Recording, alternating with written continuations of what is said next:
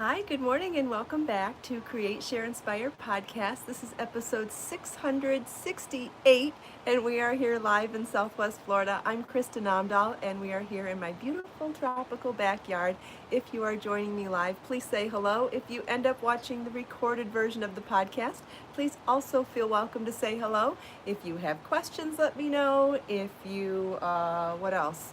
If you want to share what you're working on, I'm sure not only me, but everybody else here would love to hear that too.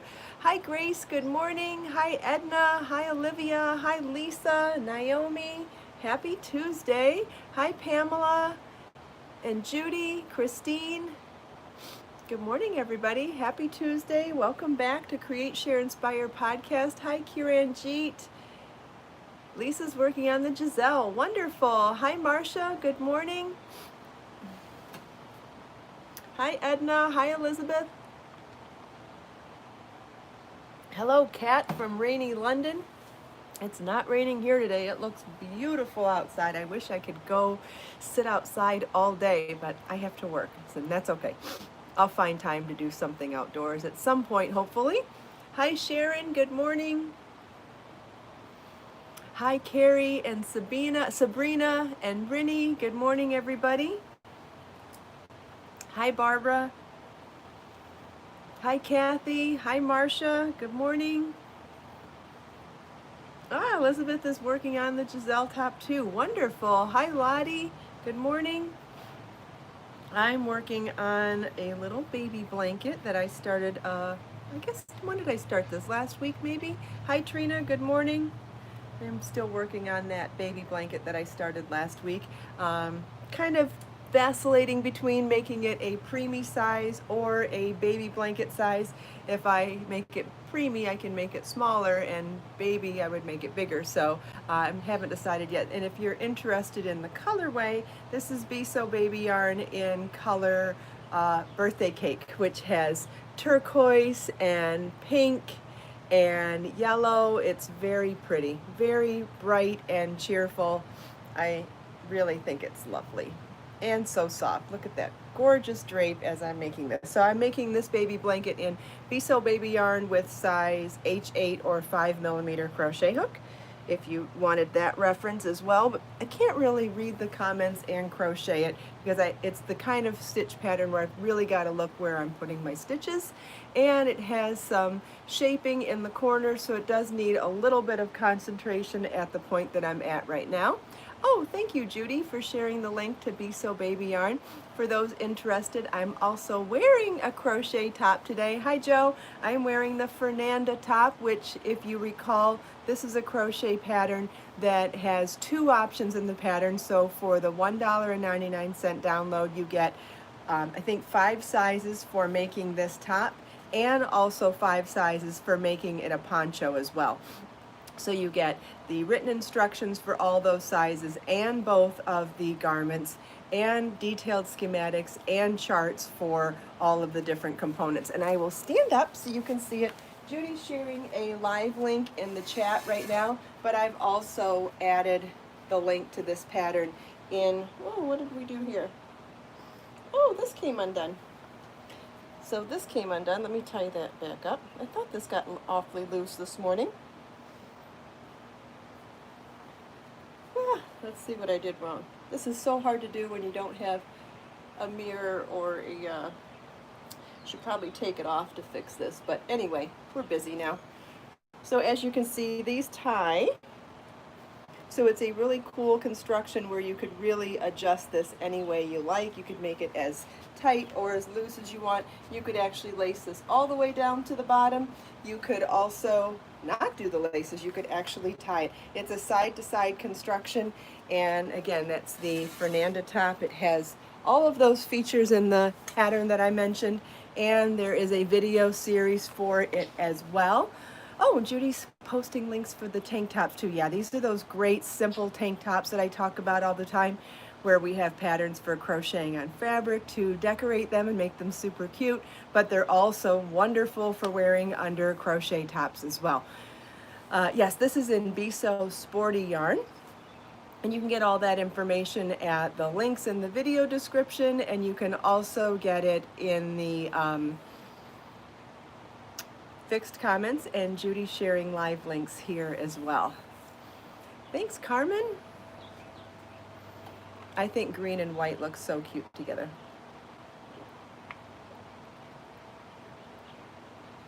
You know, quite a few people have made the Fernanda top. I've seen a few in our private Facebook group, the Create, Share, Inspire Facebook group that's private. You know, a few people have shared. I think, Carrie, you made this top already, right? I thought it looked super cute on you too. It's an easy piece to wear because it's just very straight block. There's no shaping in the top, but it's the drape of the yarn that hugs your curves and actually makes it look figure flattering, even though it has virtually no shaping to it at all. But also very easy to modify because you could make it longer or shorter, you could make it wider or narrower, and you could even choose how much of a sleeve you want, because I like things to slip off my shoulder like this, but not everybody does. So if you don't like that, you would sew more of the neck, you would sew more of this opening and close this up a little bit. Even if once you've made something and you think that the neck hole opening is too much based on what the pattern told you to do, think about it. You have a yarn needle and you have extra yarn. You can always just sew a couple of extra stitches to close something up a little bit more. Someone else is making the Giada shawl. That's wonderful. I have 2 kitty ditties this morning. Oh my goodness, am I gonna get a double hug on? Oh, you guys, this is my favorite thing in the world that these two let me do. This is what I call a double kitty hug. Oh, they hate it, but they let me do it. Oh, guys. Oh, it's gonna be a good day when I get to start with a double kitty hug. Okay, thank you for being good troopers. Isn't it so funny how much they hate it? But did you see either one of them resist me? They don't. They don't fight me. They just go still and go, oh, I hate this. But she feeds us, so I guess we'll tolerate her for a minute. Oh, I'm rotten. Oh, God, it's one of my favorite things to do, though. They hate the double kitty hug. They definitely do, but I love it so much.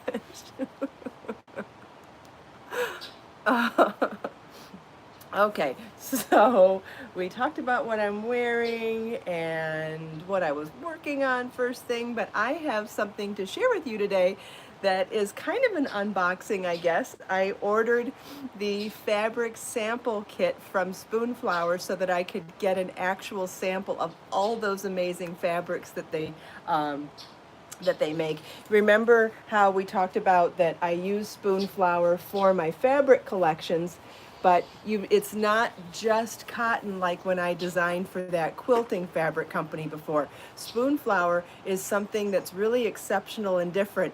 You can get all of my fabric designs on any fabric, print on demand that you want. So whether you wanted to make leggings with a stretchy spandex, or you wanted to make a dress with a chiffon, or a canvas tote bag, or a cotton quilt, you could do anything. So I ordered the sample pack from Spoonflower, I don't know, maybe last week or so, maybe 2 weeks ago, and it finally came in the mail. And thank you, Judy. Judy's posting a link to my Spoonflower shop where you can order any of Spoonflower's fabrics with any of my prints on them.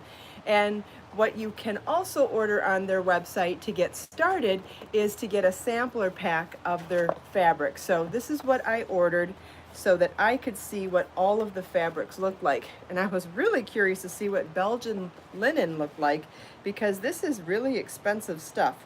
I think they charge like $50 a yard for this.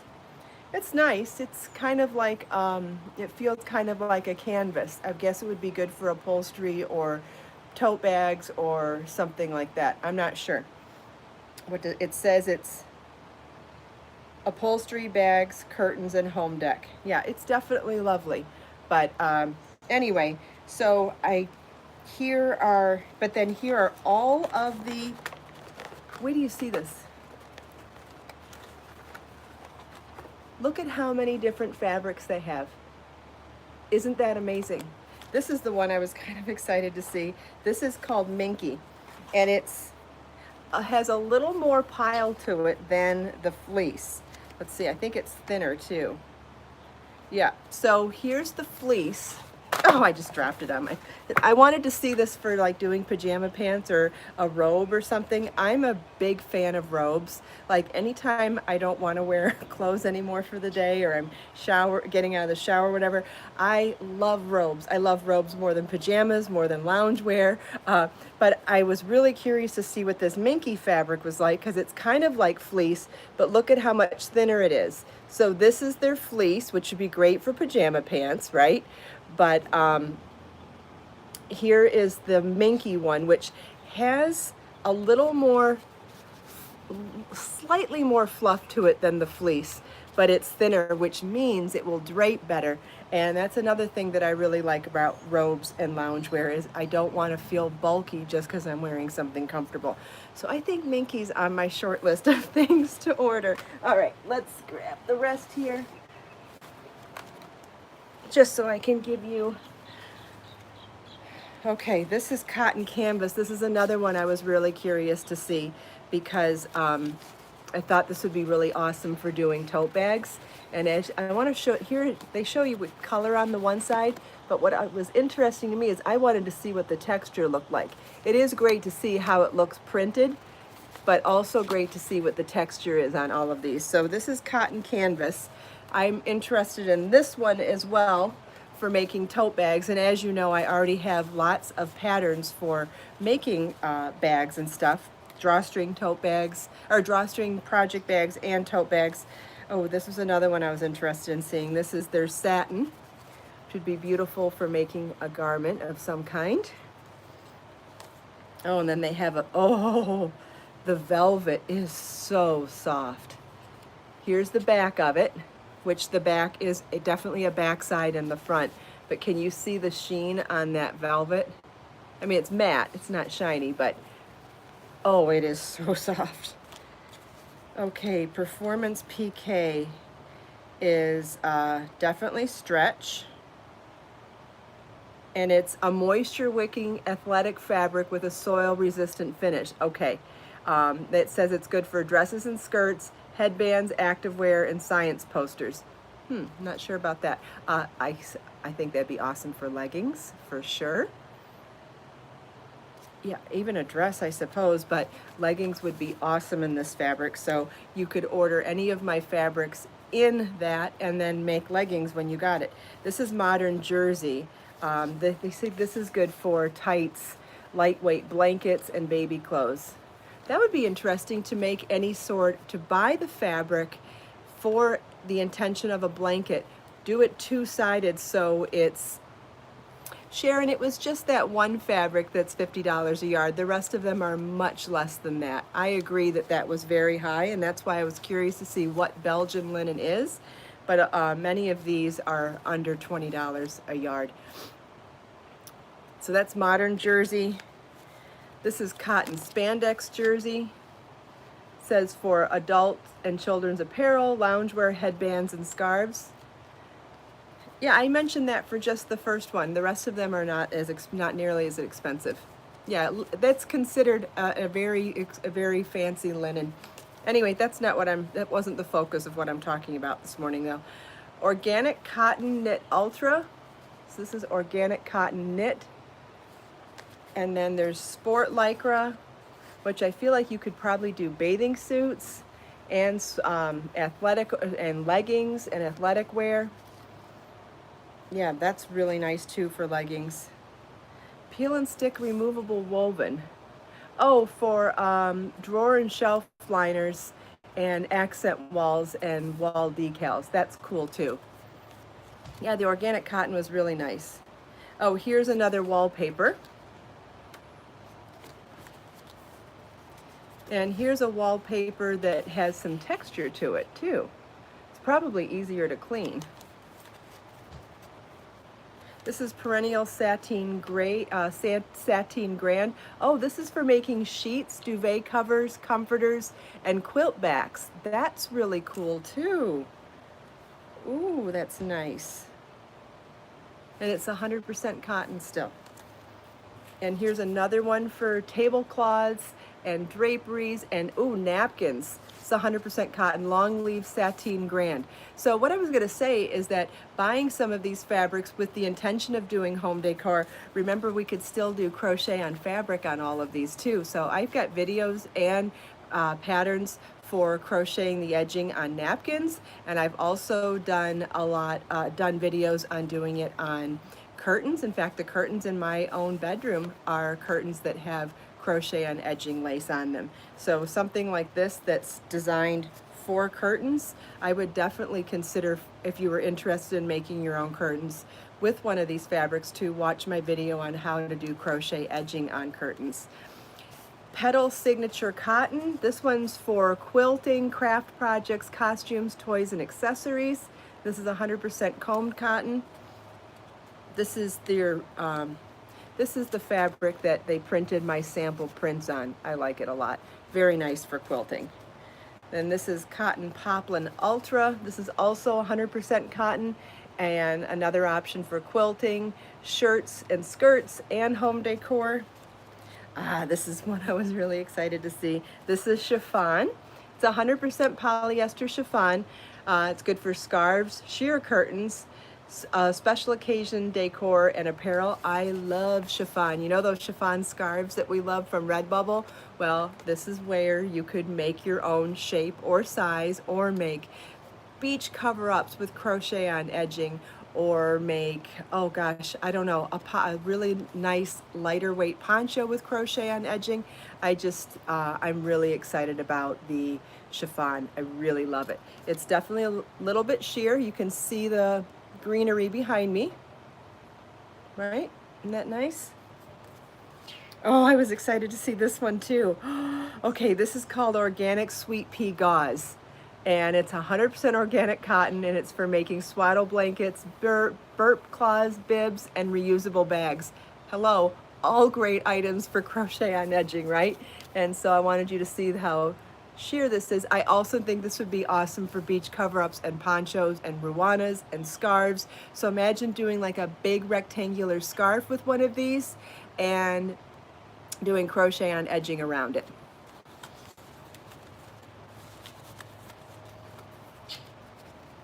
This is Poly Crepe de Chine. This is another one that I love for blouses and dresses.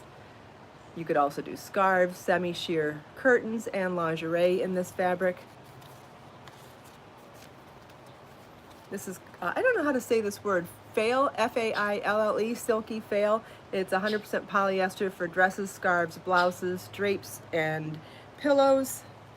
Then this is lightweight cotton twill, which is definitely a little heavier of a cotton, not quite the canvas, but definitely along those lines would be fantastic for tote bags, pants, coats, jackets, home decor, accent pillows, and drapes. You can see it's a lot thicker than the last. This is linen cotton canvas ultra. This would also be great for tote bags, but it's also table linens, tea towels, home deck. This is linen cotton canvas, and that's a blend of 55 linen and 45 cotton. Organic cotton sateen ultra, also 100% organic cotton. And they have a denim. This is called dogwood denim. Here it is printed, and there's the texture on the back. You can see the texture pretty well. Also would be great for bags and backpacks, home deck, upholstery, skirts, shorts and pants, jackets and outerwear, and that's 100% cotton. So I just thought it'd be fun to show you all the different amazing types of fabric. So really the sky is the limit for fabric with this company. So I thought it'd be fun to see that, because I know the list is interesting on their website, but it's also pretty overwhelming. So I thought it might be helpful to see not only the samples, to see how sheer or opaque or drapey or stiff some of the fabrics are, and to talk about what kind of projects would make sense with any of the fabrics, and also to keep going an ongoing discussion about crochet on fabric with any fabric. Now, does this mean that I'm saying you only have to, doesn't mean you have to only buy fabric there. I know some people have been saying some things on there. You can buy fabric anywhere. I'm just showing you somewhere that I use for printing my artwork on fabric, which is a fun, extra creative outlet for me. But I'm not saying you have to do it. Just sharing. Lisa wants to know if I could jot down what fabrics would be good for different projects. They have done that on the page on Spoonflower where they talk about all their fabrics. All of that information that I mentioned just now is listed there, along with how wide each of the fabrics are. The fabrics do range in width. Some of them are wider than others, but it does vary per fabric, and all of that information is listed on Spoonflower's website.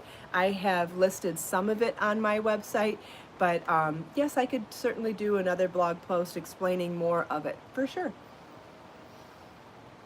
But if you wanted that information right now, if you go to Spoonflower's website, there's a tab on the left-hand side of the home page that I think says fabrics, and it tells you specifically. Sanchel, I just said it's called Spoonflower. You can go to their website. And if you want more detailed information about all the specifications of each of the fabrics, meaning the widths, the fiber contents, and also what types of projects they suggest for each one, it's all listed on that very, very long and detailed page. I didn't even realize they had this many fabrics. I did not expect to see that many in my box. So very exciting. Denim. I can't even imagine printing my artwork on denim. That sounds really cool for some reason. But top of my list would be the petal cotton for quilting and stuff like that, and also the chiffon for some sort of scarf. And I'm interested in the one, what other one was I super interested in? I don't know, quite a few of them. So we'll see what I end up doing.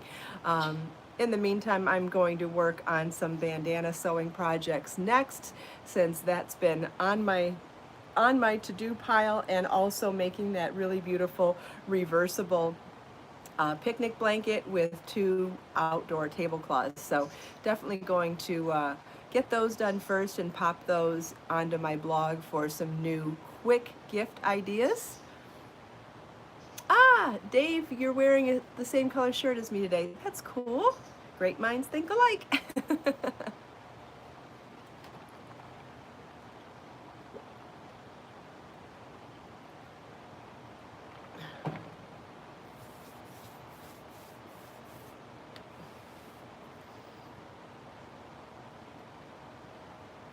Does anybody have any other questions? Thanks, Judy, for posting links.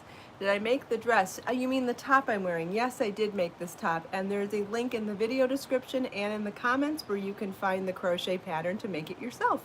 And that on the pattern page, you'll see that there is a video for it as well, and you can also search the top. It's called the Fernanda crochet top. You can search it here on my YouTube channel as well for the video. And Judy's posting links to those projects, those quick sewing projects that are on my list to make soon. I just need to carve out some time. What's the name of my latest book? I think the most recent book would be 52 Crochet Gifts. I think that would be the most recent one, which is available as an autographed copy, paperback from my website. It's available as a digital ebook from my website, and it's available on Amazon in every Amazon market all over the world if you would like to get a paperback copy there as well. Available with Prime, so if you're a Prime member, you can probably get free shipping with them too. Dave, yes, my both plants are looking great. I water them almost every day, maybe every other day. Can I suggest a type of yarn to make sleeve of the world? I don't know what sleeve of the world is. I'm sorry.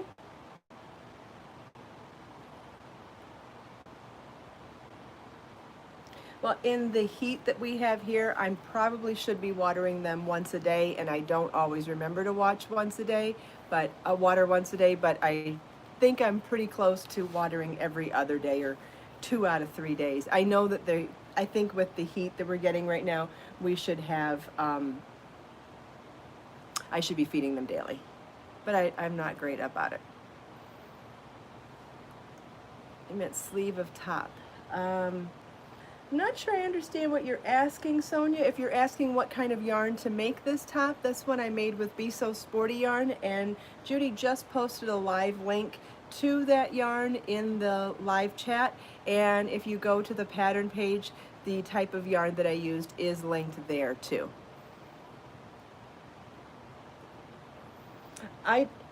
Dave, from what I've heard, these ferns, you can't overwater. These need water every day, and I have heard that you can overwater this kind, and that you need to watch these, and they will kind of tell you when they need water. When the leaves turn lighter and they aren't as stiff, that's when it's thirsty.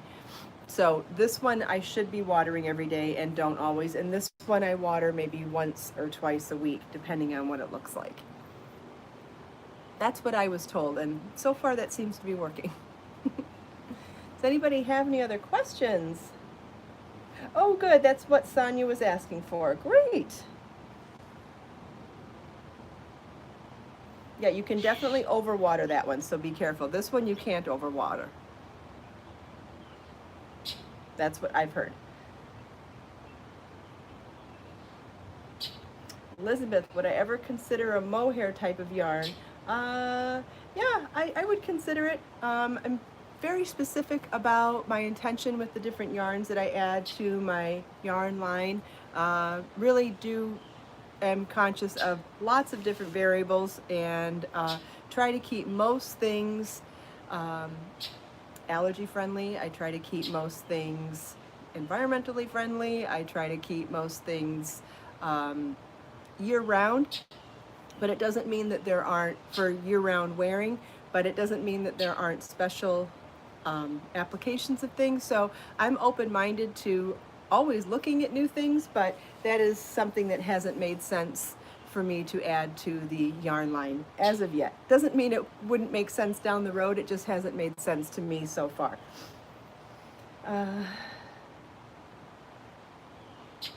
Lorraine, when I finished my crochet along shawl, where do I start blocking? I would start in the corners and the midpoints. So you want to block, so let's say, I don't know which shawl you're talking about, but let's say you're talking about a triangle. So let's say this is your triangle. I would pin these two corners and this corner and the top center here. And then from all of those, so all of those sides then have midpoints. And in order to stay nice and even, I would, so let's say, I wish I had something to write with. Okay, see if I can find a piece of paper. Okay, so you've got your top line here and your corner here. I would start with one pin in the top center, one pin in the bottom point, and one pin in each of the side corners. And then from there, I would go to the midpoint in between each of those. So you've got one here, then you go to the middle. Then you've got one here, you go to the middle. One here, go to the middle. So that's the way to keep everything even, but I wouldn't do all in that one spot. So you've got your triangle, you've got your 4 original points that are pinned. I would do the midpoint here, then the midpoint here, then the midpoint here, then the midpoint here, right? And then there's 8 midpoints. So 1, 2, 3, 4, 5, 6, 7, 8. I know it might be hard to visualize with me just pointing in the air. I could bring my, I could bring a notebook or my big board out tomorrow, because that's a really good conversation to have. So I will, I could bring that, I could do that tomorrow too. Is the Mona top out soon? I don't know what top you're talking about. I don't remember naming something Mona. Maybe you mean the Margot? No, the Margot top is not done yet. I'm still working on the charts and the written instructions. Oh yeah, Judy, thanks for replying to Sonia. Yes, as soon as in normal times, yes, I do ship to India, but at the moment, the United States Postal Service and the Indian Postal Service are not shipping to each other. But as soon as that changes, absolutely, I'd be happy to ship to you.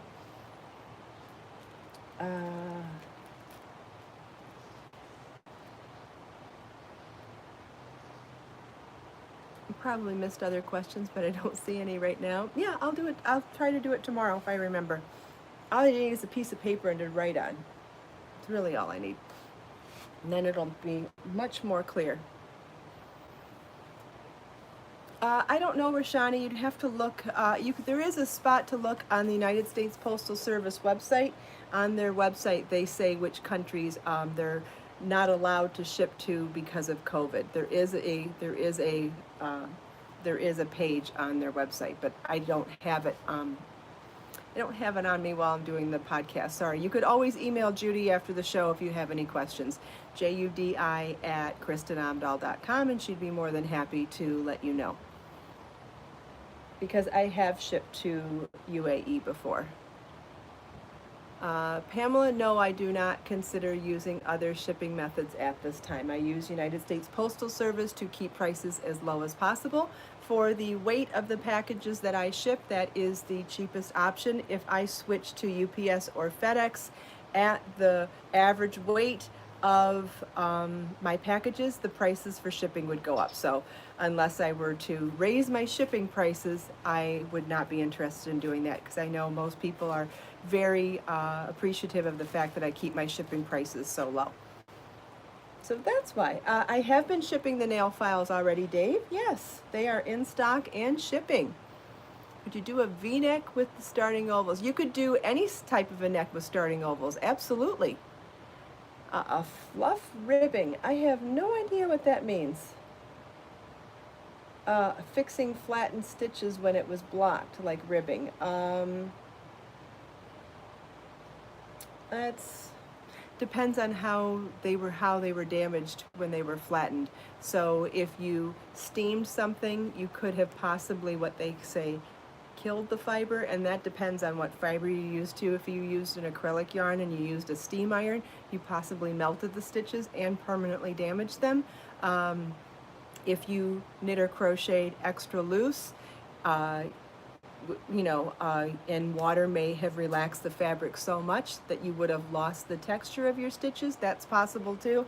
But without knowing what type of blocking method you used and what type of fiber you used and what kind of gauge you used, I really can't answer that question specifically, because there are lots of ways you could lose texture in your ribbing. And that is also a good reason to do whatever stitch you're going to do for your project, and then wash the swatch and block it, and see not only if you're getting the right stitch count, right? But also see if you liked how the fabric reacted to water. Sometimes when you crochet or knit loosely, the water will relax those stitches more, which is great for lace, but horrible for ribbing. So it really does depend on several variables. But if you can get me that information, I might be able to help you further. And again, it depends on what the problem was as to whether or not you can fix it. Sometimes you cannot fix it. Once a ribbing is lost after blocking, like I said, it's either because you burnt the fiber, if it was acrylic yarn and you used an iron, you destroyed it. It melted. If you used a loose gauge and you lost the texture, then you should have done something tighter. But it all depends on what gauge you meant to do, what the pattern called for. I mean, there's a lot of things that I don't know from your question. Yeah, that's a good idea too, Dave. I agree. Good. I hope that was great information. I hope so. And obviously it requires a longer discussion if I knew what the problem was, or we could even discuss some of the things more in detail that I did mention. All right. Well, thank you all so much for taking time out of your busy day to spend a few minutes with me. I hope you enjoyed the show and tell, the conversation. Lots of great questions today, guys. Thank you so much. It always makes, I think, the podcast so much more interesting with the fact that we do the live feed, and then you can ask questions live and then I can answer. It's just, I don't know, the whole conversation is just amazing to me, and I'm so grateful to YouTube for giving us this opportunity to have a live stream every day. If you like the podcast, please give it a thumbs up. If you haven't already subscribed to my channel, you can click that red button in the corner, and the bell right next to it is to get notifications, so you can be notified every time I go live or upload a new video. let us make time to create, share, and inspire today and every day. Have a wonderful day, everybody, and I'll see you tomorrow. Same time, same place. Bye.